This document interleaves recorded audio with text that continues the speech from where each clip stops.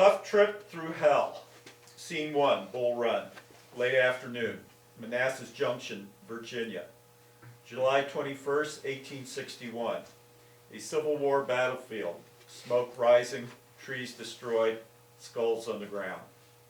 Sam Wilson is lying wounded on the ground and is just gaining consciousness. Another Union soldier lies severely wounded beside him. I will get you some help. You hang on, Gus. It's okay. Take care of yourself, Sam. We are in this together. Like Sweden and Norway. They both smile. Just then, 2 Confederate soldiers enter.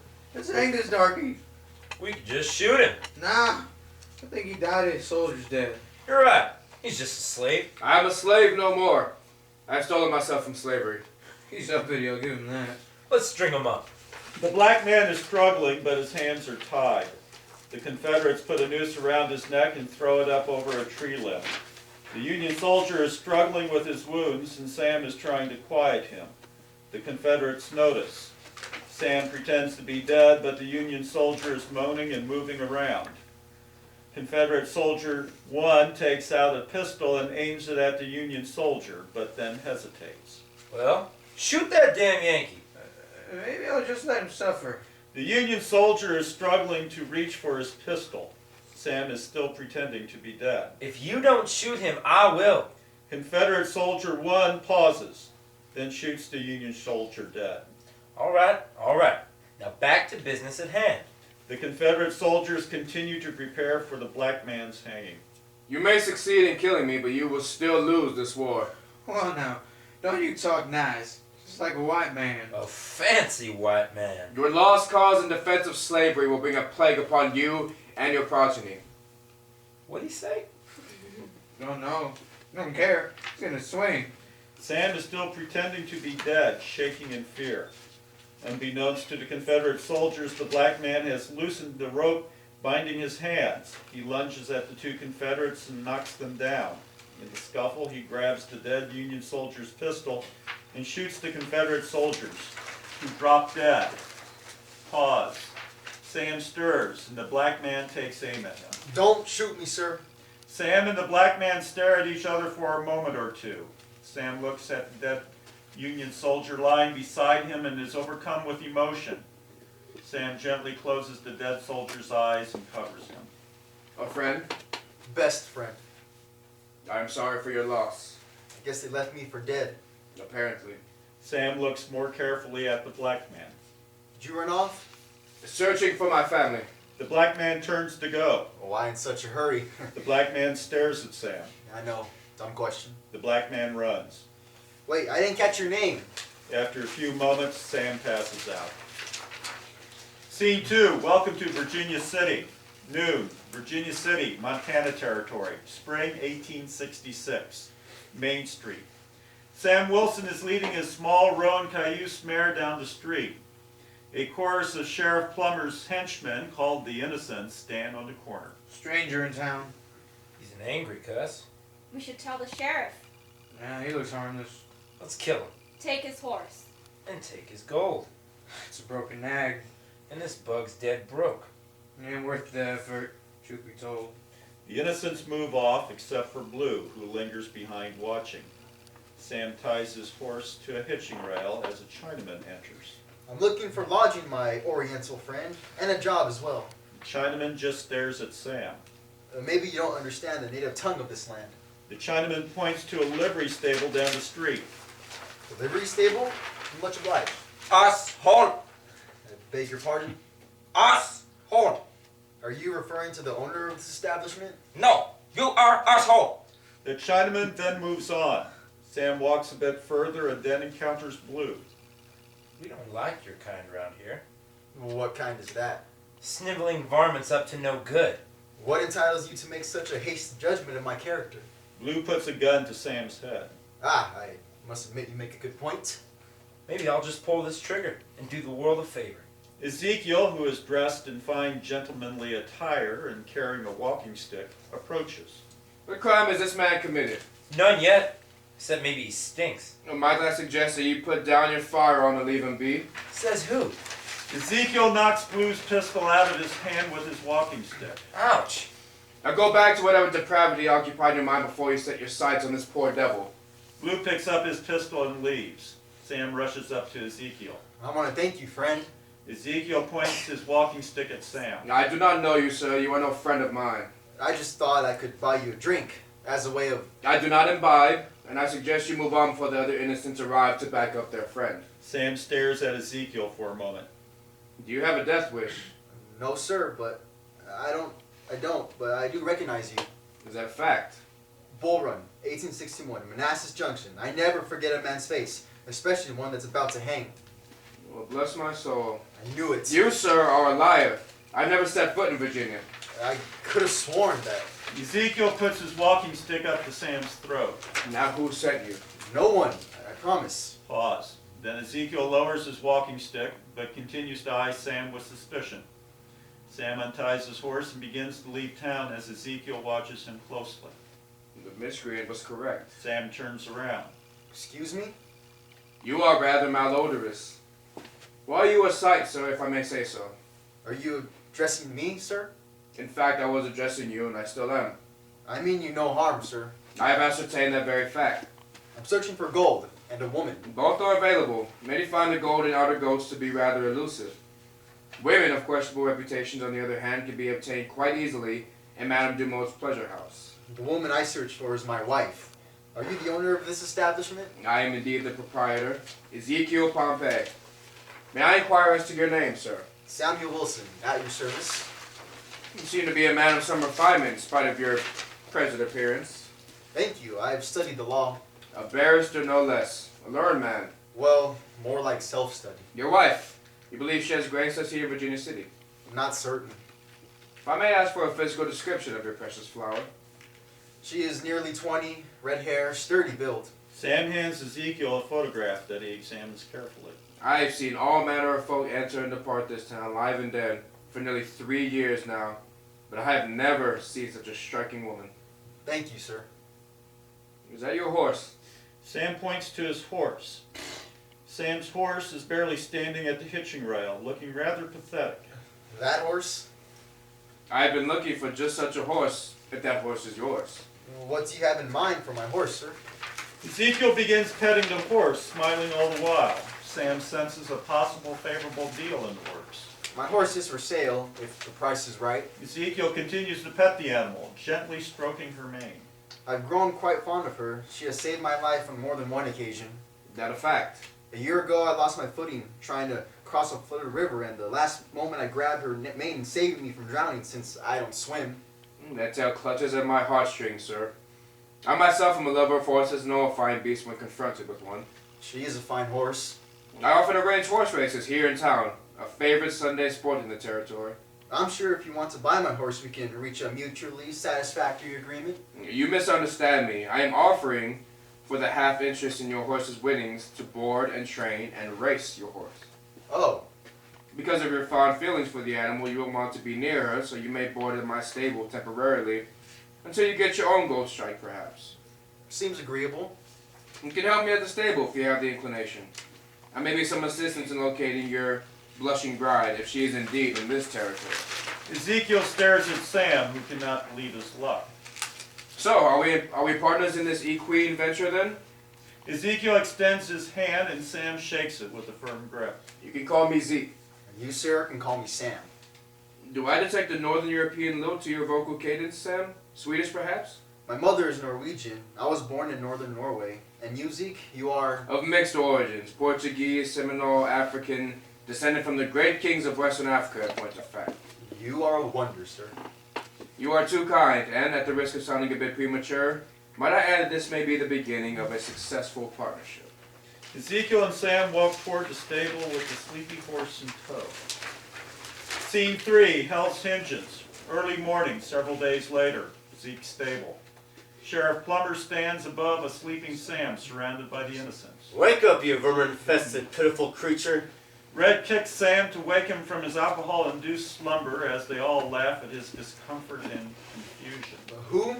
What? Where is that no-account Negro scoundrel? Sam rises to his feet, barely awake. If you're referring to my boss, Zeke, sir, I'm not sure where he is right now. Sheriff Plummer pokes Sam in the chest.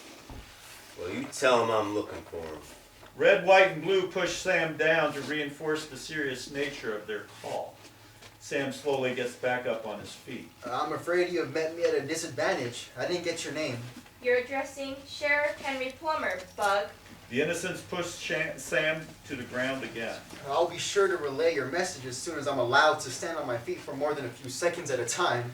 Sheriff Plummer and the innocents leave. Sam puts his clothes on and finds Ezekiel with his shirt off by the water barrel. He is washing himself and dressing. We see a welted pattern of long-heeled whip marks on Ezekiel's back. Ezekiel puts on his shirt when he hears Sam. One can never micturate into the same tributary twice, Samuel. Huh? You cannot piss into the same river twice. Oh, Tell me about your father and your mother, Samuel. not much to tell. My father was always away, raised by my mother. In Norway? Mayville, Wisconsin, and in a Norwegian American community. My father moved us there to start over in the New World. Sounds ideal. It wasn't. Ah yes, your missing spouse is perhaps not the only misfortune that may have befallen you. The war didn't help. Of that I am certain. I'm assuming you were in the Union Army.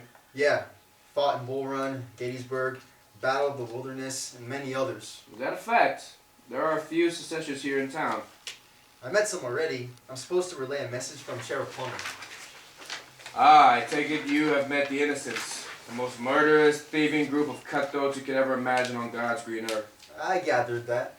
Sheriff Henry Plummer is a former Confederate colonel, but his only true allegiance is to power and wealth by any means necessary.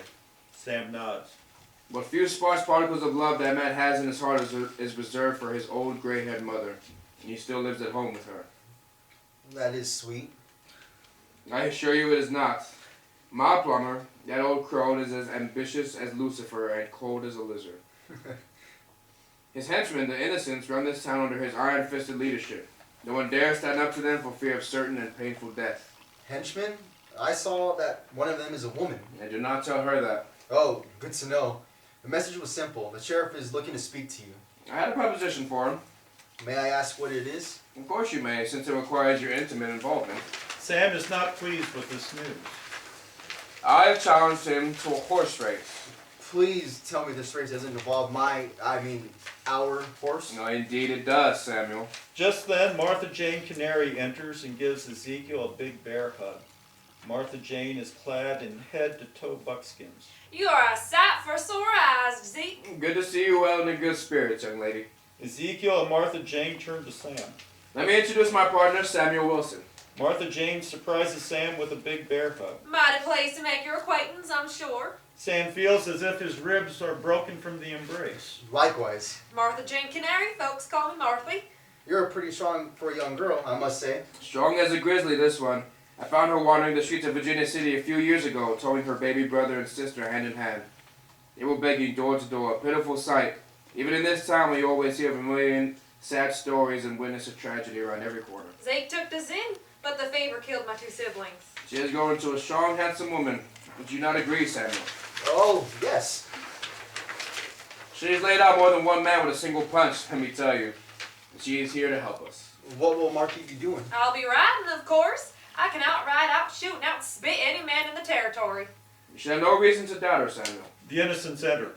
She's a hellion. A heartbreaker. Soul shaker. Remember her name. Indian fighter. Trail Scout. She'll turn a man inside out. This year's Calamity Jane. The innocents leave. As her family ventured west, her parents were summarily and murderously dispatched by the native inhabitants of this land. Filthy savages. But I took my sweet revenge. Martha Jane pulls out her Bowie knife and swishes it around fiercely. I've no doubts. Rumor has it that young Martha has made the acquaintance of one Wild Bill Hickok, who is quite enamored with her considerable charms. The Wild Bill Hickok? Is there any other? A fine horse, coupled with Martha's riding skills, will surely secure for us a great sum of money from our well-placed wagers. Sam looks at both of them with some lingering doubt in his mind. I learned to ride from the Indians. They captured me and they killed my parents. One night I fought off a mountain lion trying to drag me off into the night by beating him in the head with a hot frying pan. I escaped from those bloodthirsty savages, but a stray bullet from one of the Indians hit me in the derriere. That is why I ride light in the saddle, a style all of my own. I survived for 4 days in the Badlands without food or water, had to drink my own piss from a boot. Now that's a tall tale if I ever heard one, and I've heard plenty. What proof do you have of this adventure? I'm alive, ain't I? Now that our horse is trained and we have the finest rider available, we are ready. I appreciate your optimism and confidence, but are you sure, Zeke? The Sheriff Plummer's horse is no match for ours if all follows according to my careful plan. However, our horse does require a name. Speaking of our competition, which horse is Sheriff Plummer's? The big black stallion over yonder. We all look as we hear deep-throated neighs, snorts, and blows from the beast. That is one big, fierce, and seemingly fast horse, Zeke. What chance in hell does our little horse have? Strategy, my boy. You have to devise a strategy, then you can beat any horse. She's a calm horse, maybe a calm name. Tranquility. That is it. Tranquility? Nobody will wager on her winning. Exactly. The name is designed deliberately to deceive. If I named her Hell's Hinges, Hell's Hinges? That's the name of the sheriff's horse. yes, well, competitors would do their utmost to prepare for battle given such a name. Sam is scratching his head. But with a name like Tranquility, they will underestimate, and therefore arrive ill-prepared. I guess I trust you and your experience, Zeke. I believe your Norwegian custom discourages boasting. Yes, true. This strategy is based on such humility. I understand. You speak Norwegian? Yes, I will tell you the story sometime of how I acquired your mother tongue. After the race, I may take off for a while to search for my Hildy, my wife. What are you two talking about in that jibbery-jabbery language? My wife. I want to track her down. Well, I'm your man, or woman. I can track her down best in the West, I assure you. Now, let us focus on this race. I should tell you, my horse, Tranquility, only knows Norwegian. Huh? No worries, my boy. We shall teach young Martha a few words to get her started. They are all smiling and stroking Tranquility, who still looks sleepy. Scene 4, the race. The next morning, the main street of town. Hell's Hinges stands next to the tiny Tranquility. Martha Jane, Ezekiel, Sam, and Sheriff Plummer stand off to the side. The innocents enter. Horse race. What horse race? Only one horse. That old nag. The money's in the bag. Yes, of course. Hell's Hinges sure to win. No doubt. Hands down. Sheriff Plummer owns this town. Sure to win. All bets are in. Hell's Hinges sure to win. Hell's Hinges is snorting and bucking and trampling around, ready to go. Tranquility seems as if she is still half asleep. They all congregate at the starting line. Martha Jane mounts Tranquility. Blue, one of the innocents, mounts Hell's Hinges. The Chinaman is collecting bets and then meets privately with Ezekiel for a few moments. Sheriff Plummer is smiling ear to ear. Sam approaches the Chinaman after he and Ezekiel are finished with their secret business. I've heard you Celestials are partial to wagering. The Chinaman just stares at Sam. Asshole! The Chinaman then goes on to other customers collecting bets as Ezekiel approaches Sam. The Chinaman is an unfriendly sort. When he lacks in vocal profanity, he makes up in keen business instincts and acumen. He has helped me accumulate a small fortune in this town, truth be told. The Chinaman? His name is Hao Fan. Perhaps if you spoke his celestial language and called him by his given name, he would befriend you as he has me. You speak Norwegian and Chinese? Among many other tongues. Spent a year in the Forbidden City on special assignment to the Emperor. You amaze me, Zeke. By the way, I know you have a trick or two up your sleeve, right? You shall see in due time. Madame Dumont enters and waves at Blue. Yoo-hoo! Stop distracting my rider. Good morning, my lady. Good morning, gentlemen. I'd like to introduce you to Samuel. We are acquainted, Ah, you are quick, dear boy. just the way I like 'em. A fine race today. I'll wager on your horse, Zeke. A fool's bet. When is the race supposed to start? It is all according to plan, dear boy. Get the rabble liquored up for the entertainment so they enjoy it just that much more. There are no curfews here. Sinfulness 24 hours a day. Amen to that.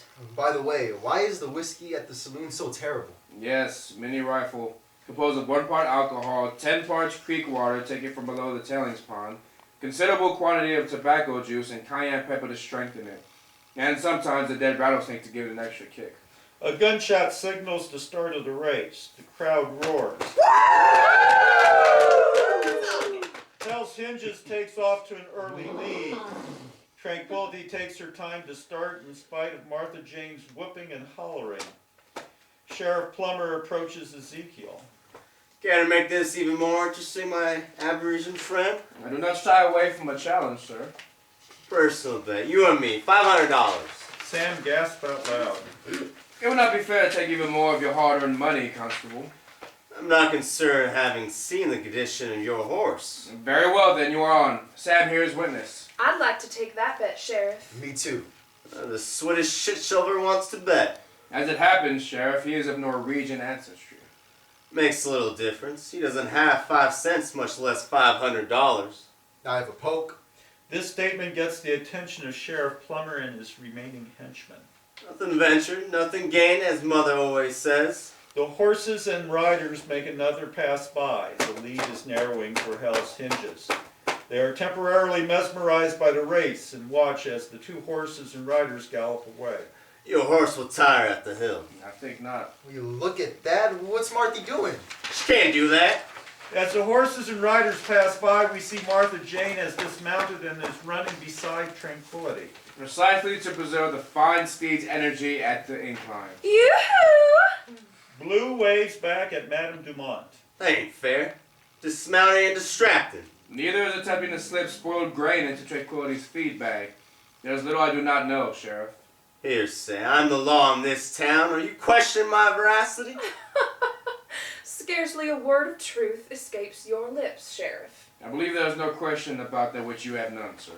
Another pass as the two horses gallop by with Martha Jane running alongside Tranquility. 1 lap to go and Tranquility and Hell's Hinges are neck and neck. A final pass and Tranquility wins just barely. Sam yells out and hugs Ezekiel in celebration. Sheriff Plummer is grim-faced, and when his rider approaches, he orders the other innocents to knock him down. Martha Jane runs to Ezekiel and leaps into his arms. She is bleeding. You are bleeding, child. Sam hands Martha Jane a handkerchief to wipe her face. He whipped me across the face with a riding crop when he were out of sight over by yonder gully. Oh, and I forgot the Norwegian word he taught me for stop. Stop. Really? Well, I'll be. You're a calamity, Martha. Marthy.